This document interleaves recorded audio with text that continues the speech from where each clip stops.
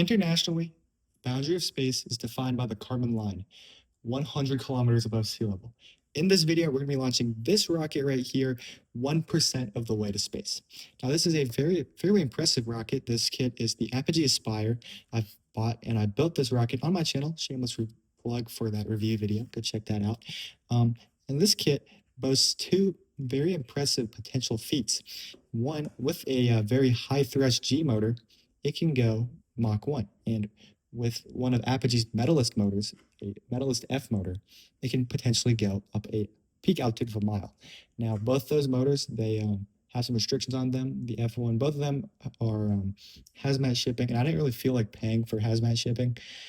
So instead, I opted for another motor in their Medalist line, the Apogee Medalist line. Now, both rocket motors in the Medalist line, they boast having very low average thrusts, which equates to a very long burn time for a rocket of their size, or a motor of their size.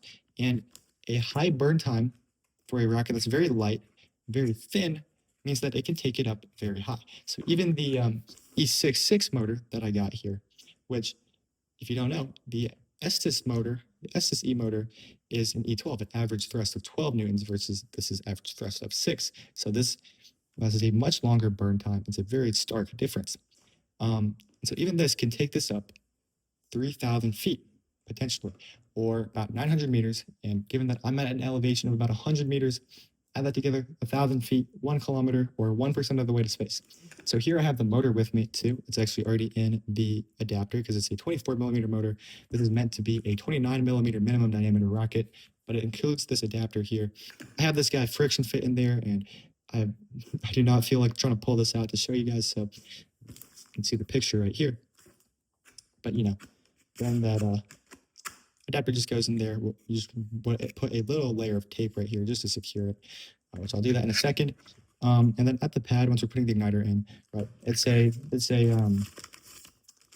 Aerotech First Fire Junior mode igniter, which you've never seen these. I actually haven't used this before. This is my third time launching a composite motor. But what you do, there's a little slot in the nozzle, so you just put this in the slot, make sure you get it all the way in there.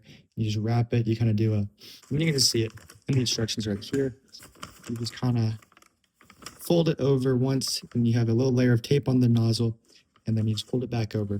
And then, you connect this to a launch controller, and I will warn you, these First Fire Junior igniters and the First Fire igniters, they require a slightly higher electrical yield than like the Estes igniters. So make sure that your launch controller, if you were to use one of these motors, has like a LiPo battery or maybe a car battery, that sort of thing. That way you can get full electrical, voltage to actually ignite these motors. And so, without further ado, then, who's ready to see a rocket go 1% of the way to space? Debating on putting the altimeter in there. I think I'm going to, because you got to take risks. If we lose this rocket, which there's a good chance I will. If I do, then I do. But if we don't, then we get to confirm how high the thing goes. So our goal, we're aiming for 1% of the way to space. You think we can do it? Let's find out. Okay. Got it? Okay. Ready. 3. Wait. Okay, I'm ready. 3, 2, 1.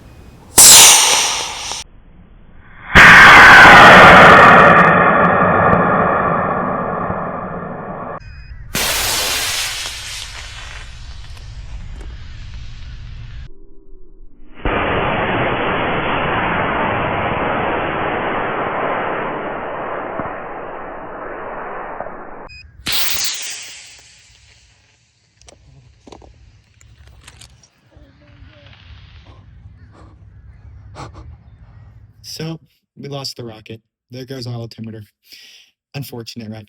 That is rocketry. And guys, as any good scientist should do, if you don't have data for something, you don't have evidence for something, you should assume that the best case happened. So we are going to say that the thing reached a kilometer up or 900 meters, and we're 100 meters up.